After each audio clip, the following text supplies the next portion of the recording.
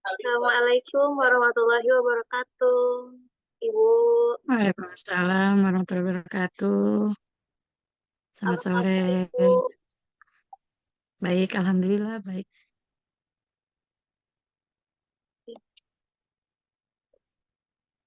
Ah, Kalian gimana kabarnya? baik Ibu. Alhamdulillah Kayaknya baik muka-muka Ibu. habis ujian ya. Ya nih Bu, ya baru hari pertama Ibu masih banyak tugasnya. Muka-muka beban. Ya gimana gimana? Iya Ibu, kami izin wawancarai Ibu ya mengenai perkembangan kurikulum. Mm-mm. Sebelumnya mungkin tolong perkenalkan dulu Ibu.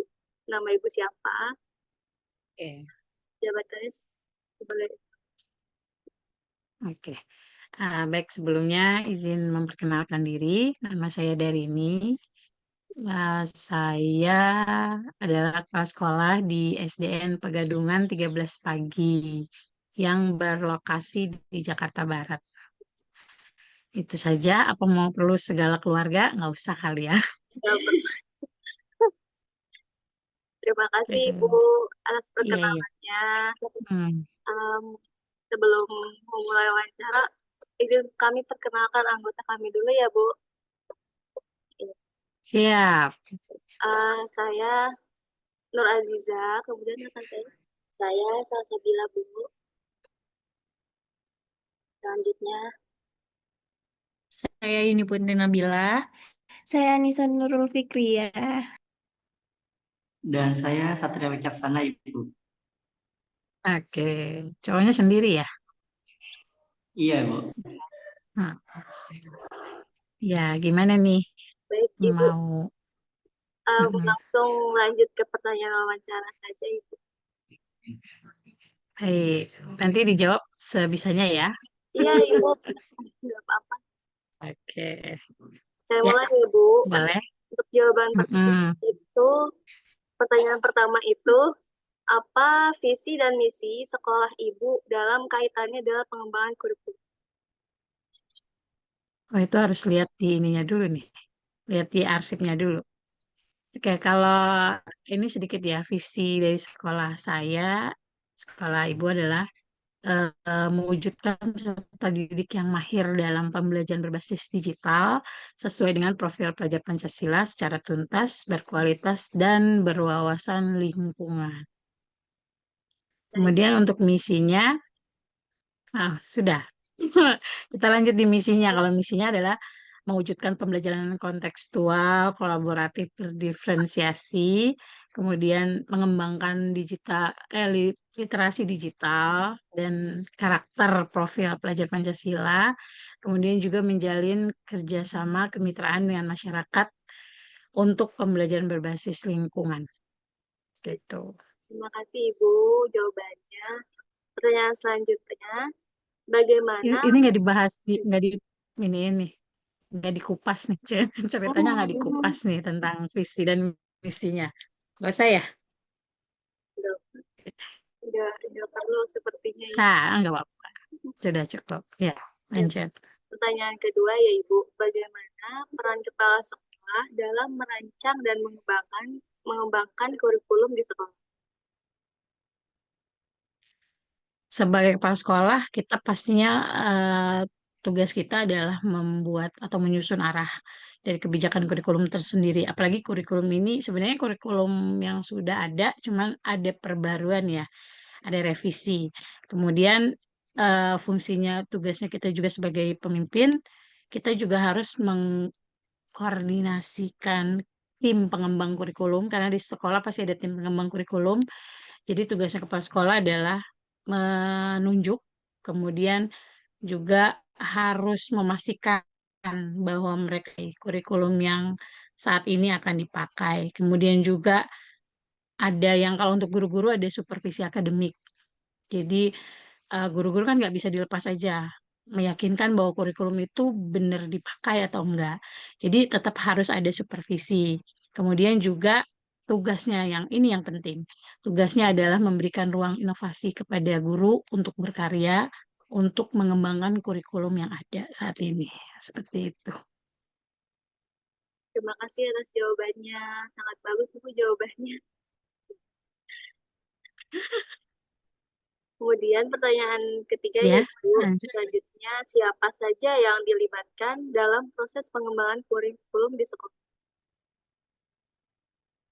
Kalau untuk pengembangan kurikulum, kita melibatkan semua pihak ya. Yang pertama ya kepala sekolah, wakil, kemudian juga ada guru, semua guru ya, guru mata pelajaran pun sama. Kemudian juga ada komite kita libatkan juga. Serta kadang-kadang kita melibatkan juga komunitas praktisi yang lain seperti apa dinas pendidikan atau segalanya sebagai narasumber. Jadi nanti ini kebetulan kita mau raker di bulan Juli ini nanti di awal-awal Juli lah. Kita akan raker. Nah, di situ kita akan bahas tentang kurikulum. Jadi semua semua pihak yang tadi saya sebutin pasti akan diundang. Kita bahas semua tentang kurikulum di situ. Gitu. Atas jawabannya. Pertanyaan selanjutnya akan dilanjutkan oleh rekan saya. Bisa. Iya, baik, Ibu, saya izin melanjutkan pertanyaan dari teman saya, yaitu bagaimana Ibu memastikan kurikulum yang dikembangkan relevan dengan kebutuhan peserta didik dan masyarakat sekitar. Oke. Untuk memastikan kurikulum itu relevan atau tidak, biasanya kita bikin survei minat dan kebutuhan peserta didik sendiri. Jadi dari survei itu kemudian kita diskusikan bersama, oh ternyata kebutuhan yang diinginkan dari peserta didik itu dan masyarakat adalah seperti ini. Nah, nanti di forum raker itu baru kita sama-sama membahas tentang kurikulum dan konsepnya akan seperti apa ya nanti ketika di raker tersebut. Kemudian kita juga nggak bisa apa sih namanya mengabaikan bahwa sosiokultural atau sosioekonomi masyarakat di sekitar juga jadi pertimbangan kita juga untuk mengembangkan relevansinya kepada kurikulum yang akan kita buat. Seperti itu. Baik, selanjutnya, bagaimana strategi Ibu dalam mengimplementasikan kurikulum merdeka di sekolah? Implementasikannya sebenarnya sih dari internal sekolah dulu. Jadi kita ada pelatihan kombel ya, komunitas belajar tuh yang diadakan di sekolah. Kebetulan kalau di sekolah kami namanya Kompas Pagi, jadi komunitas belajar guru. Jadi setiap hari Rabu kami ada melaksanakan yang nanti bergantian sih. Kadang-kadang materi, kadang-kadang hanya diskusi saja kayak apa sih masalah apa yang ada di sekolah seperti itu. Nah, itu biar kurikulum itu benar-benar eh, tepat sasaran gitu seperti itu. Kemudian juga selain itu kita juga mengusahakan para guru menerapkan pembelajaran berdiferensiasi dan berbasis proyek ya yang terbaru PJPL. Kemudian juga menekankan kepada guru-guru untuk memperkuat asesmen baik di asesmen awal atau diagnostik gitu ya atau formatifnya itu harus dikuatkan biar implementasi kurikulum ini benar-benar tercapai. Kemudian kolaborasi juga sama banyak kita punya bukannya itu gugus ya ada gugus kita berkolaborasi untuk menyusun modul pembelajaran yang sesuai dengan konteks sekolah. Kemudian juga yang pasti itu harus ada refleksi secara rutin, kemudian supervisi pembelajaran secara rutin. Seperti itu. Oke, baik. Pertanyaan selanjutnya, apa tantangan utama dalam penerapan kurikulum di sekolah dan bagaimana Ibu mengatasinya? Nah, yang utama ini yang agak masih sulit adalah eh, kan tadi kita sisinya mau digital apa literasi digital. Nah, yang tantangan utama adalah siswa bahkan guru masih bervariasi nih tingkat apa kemampuan mereka untuk digitalnya. Jadi itu salah satu tantangan utama. Terus yang kedua adalah fasilitas.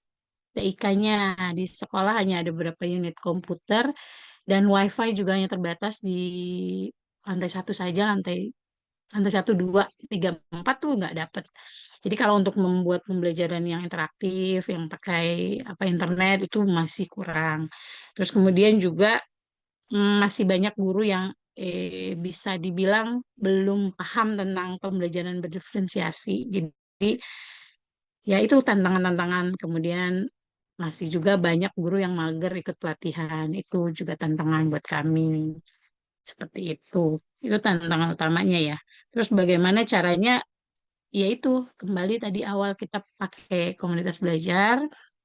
Pokoknya di situ kita ajarin yang masih gaptek-gaptek, kita ajarin sedikit-sedikit biar bisa. Kemudian juga ngajarin mereka bagaimana cara misalkan pakai word wall atau yang aplikasi yang menarik gitu untuk anak murid. Kemudian kalau kendala WiFi, akhirnya kadang-kadang kita buat mereka download dulu biar bisa dilaksanakan secara offline. Atau kadang-kadang memang kalau perlu banget, akhirnya mereka pakai pribadi mereka hotspot ya.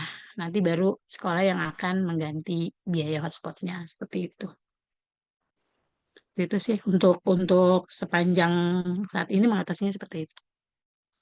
Baik, Ibu. Selanjutnya akan dilanjutkan oleh teman saya, Salsa.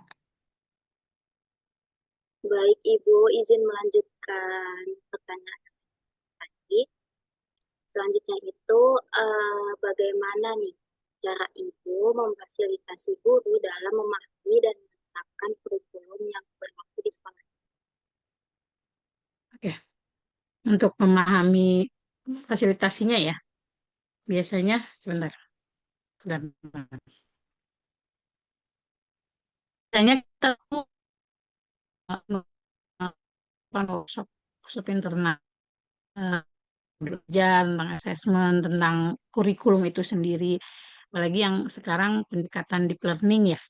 Nah, ini kan yang baru. Nah, itu biasanya kita panggil narasumber untuk memberikan apa sih pengetahuan tentang apa sih itu deep learning dan segala macam. Kemudian juga diperkuat lagi yang itu komunitas belajarnya. Jadi dari kita untuk kita, pokoknya kita sharing karena biasanya kadang-kadang kalau narasumber yang memberikan ada yang bertanya tapi ada juga yang malu nanya. Akhirnya kembali lagi kita kembalikan ketika komunitas belajar itu baru mereka kita sama-sama kupas tuntas bahkan kita bedah lah kalau dianggapnya tuh kita bedah benar-benar sampai detail sampai bahkan kemarin sih kita sudah mulai mau buat modul ajar sendiri memang khusus untuk sekolah kita gitu. Jadi memang ya nanti kerja keras sih guru-gurunya tapi ini moga-moga bisa dilanjutkan maksudnya bisa jadi suatu kayak inovasi baru ya buat guru-guru itu. Kemudian juga apa ya? Kemudian praktik baik. Kita biasanya ya itu berbagi praktik baik. Jadi siapa yang sudah paham ya mereka memberikan kepada teman-temannya lagi gitu.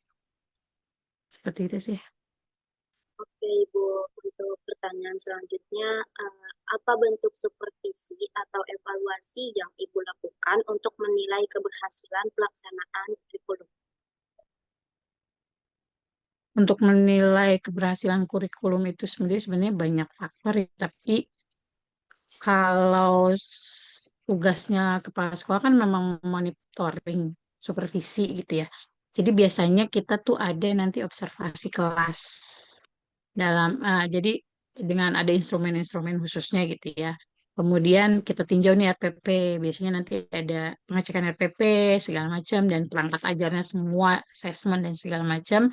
Kemudian setelah observasi kelas kita panggil tuh gurunya, kemudian kita kayak wawancara, bukan wawancara sih namanya, yaitu kita ngobrol-ngobrol apa nih yang terlihat yang masih dianggapnya kurang atau yang masih perlu diperbaiki nanti kita kita akan bahas di situ. Kemudian juga dari hasil analisis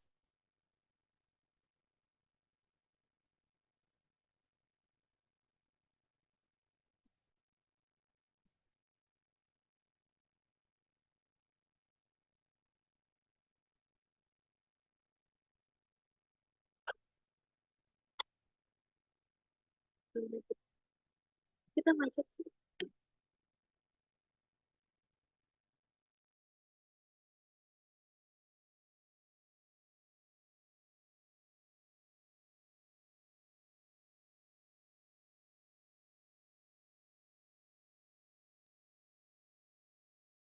Oke, tadi sampai mana tuh?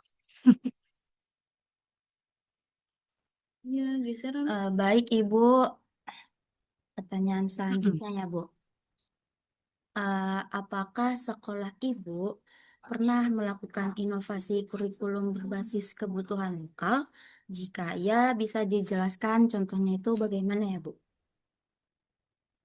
Kalau dibilang inovasi kan memang suatu yang baru ya. Sebenarnya sih bukan inovasi nih, cuma pengembangan ya, pengembangan dari inovasi itu sendiri. Jadi inovasi yang sudah ada kita kembangin doang. Jadi contoh kayak misalkan kan di tempat kita tuh lingkungan yang padat penduduk. Jadi ya maksudnya padat penduduk. Nah, kemarin kita kerjasama sama Rumah Kutub itu terkait sama limbah apa namanya? Limbah minyak jelantah. Nah, itu kita masukkan ke dalam proyek salah satu proyek yang ada di P5 nih, proyek P5 jadi untuk membuat limbah menjadi sesuatu yang bisa jadi lilin, bisa jadi sabun. Pokoknya ya produk-produk seperti itu. Ini karena kita kerjasama sih sama Rumah Kutub itu.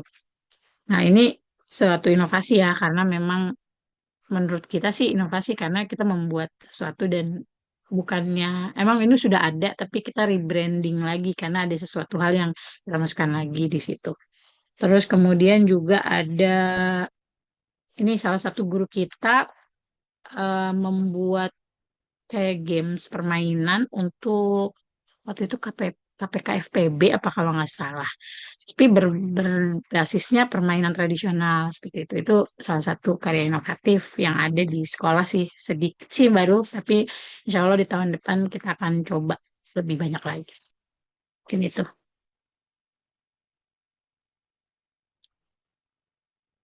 Oke, baik Ibu, terima kasih atas jawabannya. Selanjutnya akan dilanjutkan oleh rekan saya. Baik Ibu, saya izin melanjutkan pertanyaan dari rekan saya.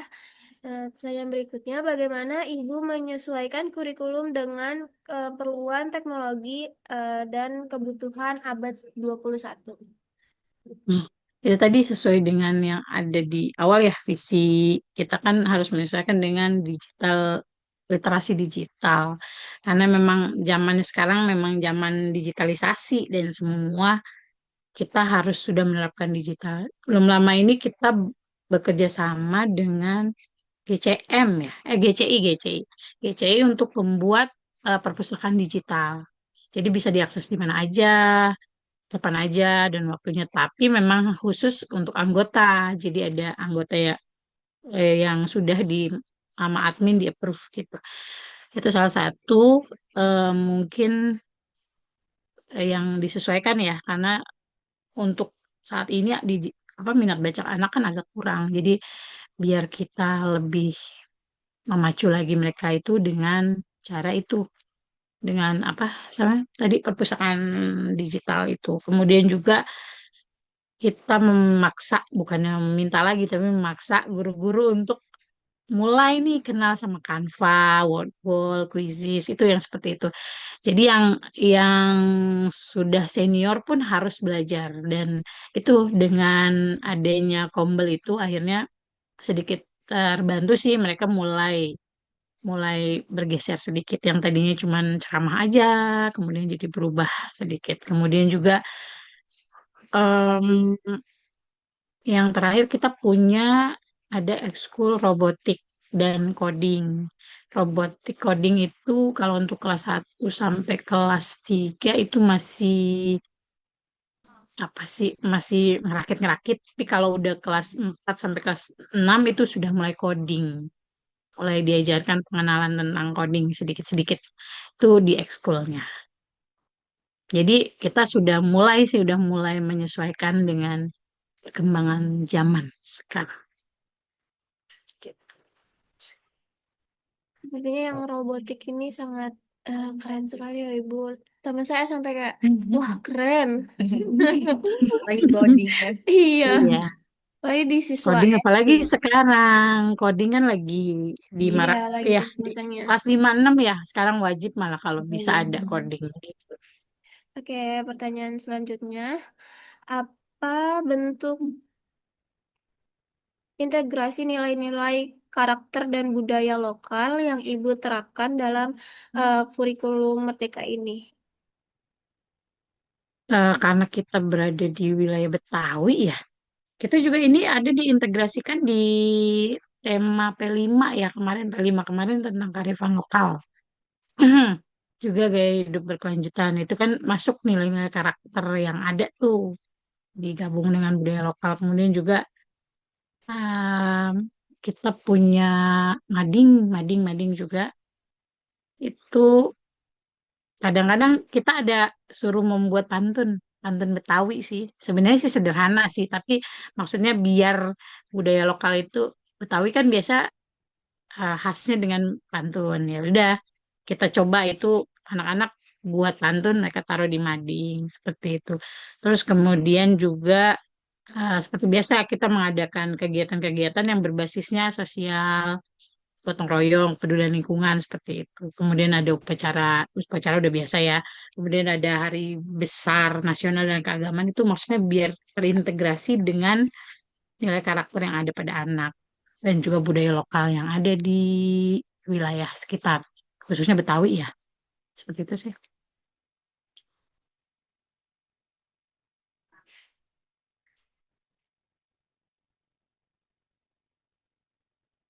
Berarti ini berbentuknya mading sekolah ya, Bu, ya, yang bisa dilihat oleh seluruh.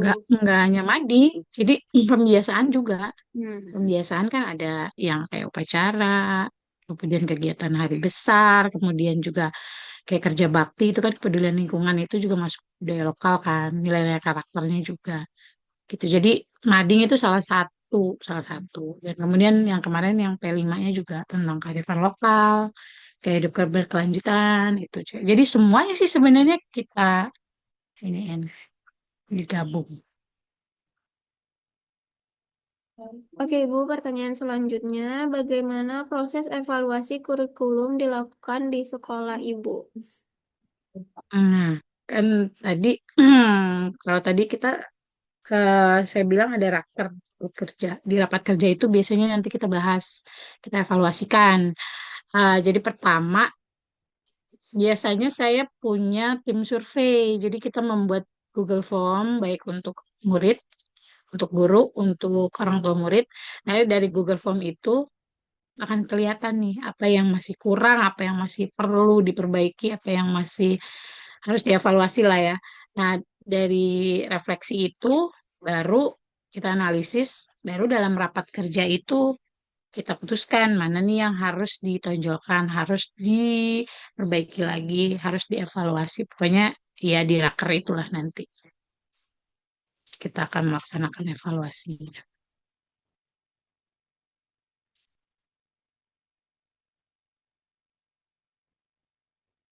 Baik, Ibu, berarti kalau evaluasinya ini dilakukannya berapa kali sebulan atau berapa kali dalam satu semester?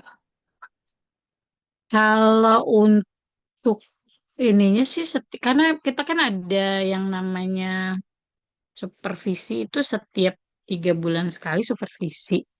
Satu semester sih biasanya kita ada evaluasi, tapi nggak evaluasi besar ya. Kalau evaluasi besarnya ada di akhir, nih kayak di bulan Juli ini. Sekalian kita mau ngituin tentang eh, ini kurikulum yang akan kita itu di tahun ajaran baru. Itu kalau untuk raker besarnya, tapi kalau untuk evaluasinya sih setiap 3 bulan sampai 6 bulan sekali sih. Baik, Ibu, terima kasih atas jawabannya. Pertanyaan berikutnya akan dilanjutkan oleh rekan saya, Satria. Kepada Satria dipersilahkan.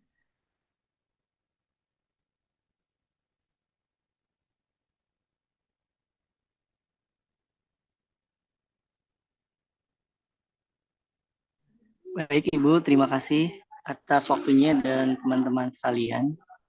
Izin melanjutkan pertanyaannya, Ibu.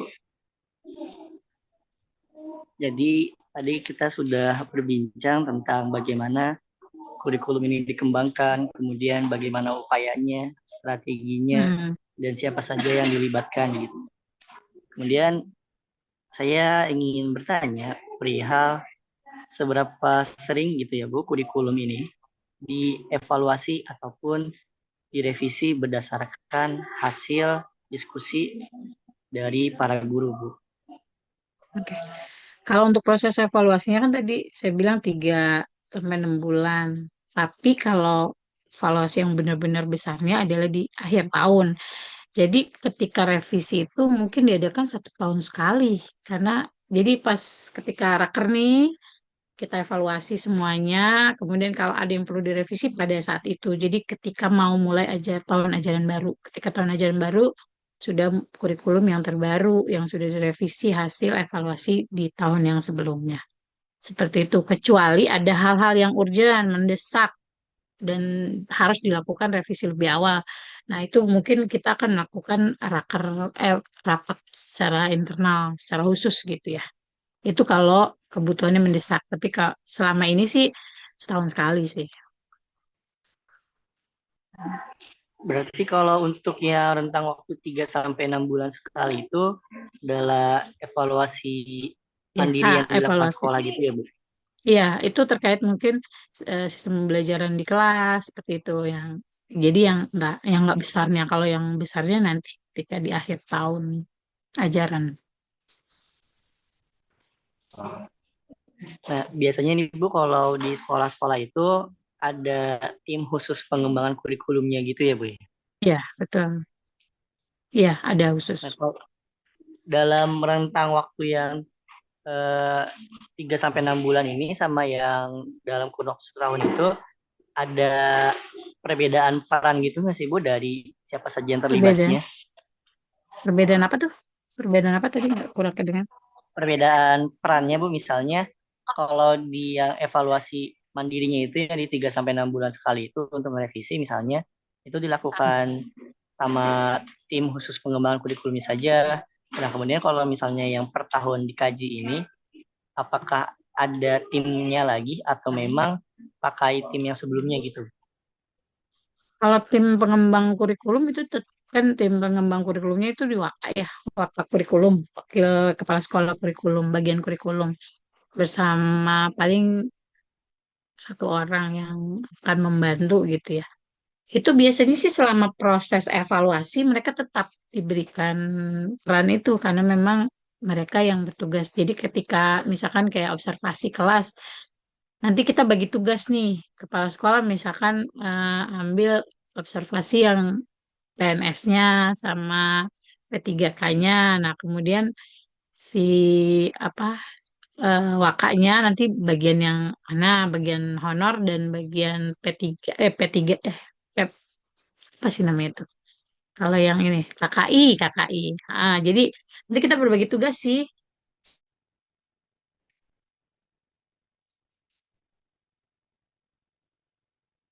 Oke, kita lanjut yang tadi ya.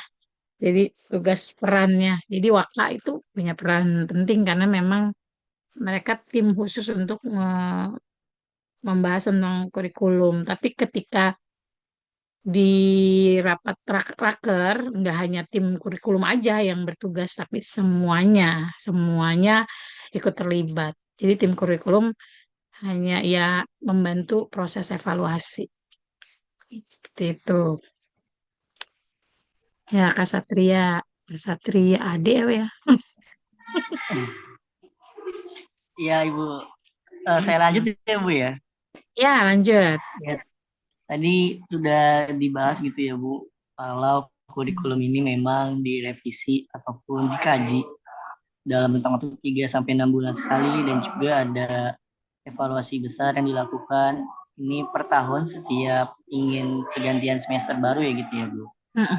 Betul. Nah, kemudian memang sudah ada tim khususnya dan juga ada guru-guru ataupun yang berperan dalam pengembangan kurikulum ini. Nah, Iya. kemudian muncul pertanyaan ketika pada akhirnya kurikulum ini memang dikaji dan juga direvisi dalam skala waktu tertentu. Kemudian sebagai kepala sekolah, bagaimana caranya memastikan bahwa kurikulum ini bisa selalu dikembangkan dalam jangka panjang? Ya itu karena kita mengadakan rapat raker itu, rapat kerja itu, istilahnya rapat kerja, yaitu untuk membahas semuanya. Jadi kita libatkan semua pihak karena memang kurikulum ini bukan milik kepala sekolah sendiri atau tim kurikulum, tapi memang untuk supaya apa ya, kebutuhan yang ada pada murid, lingkungan itu bisa terakomodir. Jadi semuanya harus ikut serta memang untuk dilibatkan dalam proses ini. Jadi biar kurikulumnya kita maunya berhasil. Seperti itu. Jadi ada raker itu sih memang perlu banget. Baik Ibu, kemudian saya izin menyimpulkan dari pembahasan kita pada sore hari ini terkait pertanyaan-pertanyaan sebelumnya juga tentang bagaimana visi misi Ibu ini memang mencakup pengembangan kurikulum dan juga yang tadi sempat saya highlight itu ada literasi digital gitu ya Bu. Iya, Dan dalam pengembangan ini juga tidak hanya dari pihak sekolah yang mengupayakan pengembangan, melainkan juga ada survei kebutuhan gitu, supaya nantinya kurikulum yang dikembangkan atau kurikulum yang direvisi ini selalu tepat sasaran dan juga relevan dengan kebutuhan peserta didiknya. Kemudian dalam upaya memenuhi tujuan tersebut juga dibentuk komunitas belajar gitu ya Bu oleh guru-guru untuk sharing ataupun ya saling meningkatkan kompetensinya sebagai guru. Juga yang keren gitu ya Bu menurut saya, karena di sekolah Ibu sudah menerapkan pembelajaran diferensiasi juga dan sudah menerapkan PJBL juga. Kemudian ya tantangan gitu ya Bu, tantangan yang dihadapi ialah tadi perihal belum semua guru memiliki keterampilan digital. Kemudian solusi yang ditawarkan adalah komunitas belajar tadi gitu. Dan dalam merevisi ataupun mengembangkan kurikulum ini juga dilakukan kegiatan yang terjadwal gitu ya Bu, kegiatan raker yang memang tujuannya mengevaluasi dan juga mengkaji kurikulum di setiap waktunya supaya tadi tujuan ataupun visi misi sekolah juga tetap selaras dengan kurikulum dan kurikulum yang diterapkan juga tetap selaras dengan kebutuhan peserta didiknya. Iya. Ya, mungkin itu gitu ya Bu, Kemudian kalau yang ya, bisa saya simpulkan. iya. Kemudian jangan lupa setelah raker itu kita harus mendokumentasikan semuanya, hasil rakernya. Jadi ada nanti bentuknya kayak kurikulum sekolah khusus untuk sekolah kita gitu. Karena akan membedakan dengan kurikulum. Nggak beda sih, maksudnya itu turunannya dari kurikulum nasional. Jadi nanti kita akan punya kurikulum khusus untuk sekolah kita karena sesuai dengan apa yang dibutuhkan oleh keluarga sekolah. Seperti itu. Baik, mungkin sekian pertanyaan dari saya. Saya kembalikan ke Azizah. Terima kasih. Iya. Baik, terima kasih Ibu. Terima kasih Ibu untuk jawaban dari wawancaranya. Sangat bermanfaat Ibu informasinya. Semoga sukses selalu Bu dan sekolahnya makin maju ya Ibu. Amin, amin. Doa yang sama ya buat kalian. Semoga sukses selalu, lancar semuanya, dan nilainya yang bagus-bagus. Amin.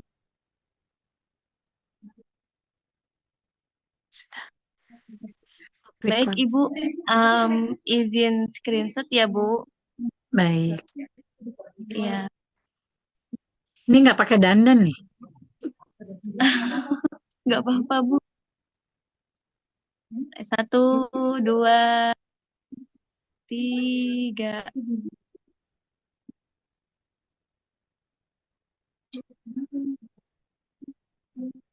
Belum. Satu kali lagi ya Ibu.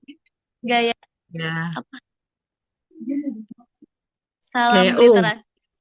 Oh, bukan UHAMKA, keren UHAMKA U. Literasi. Kalau literasi. 1, 2, 3.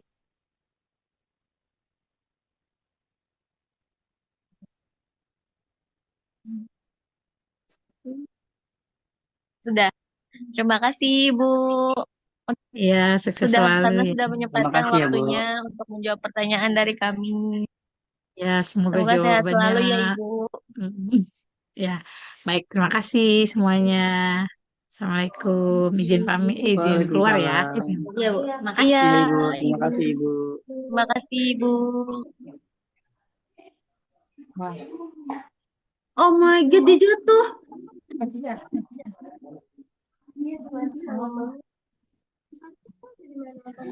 Untuk kami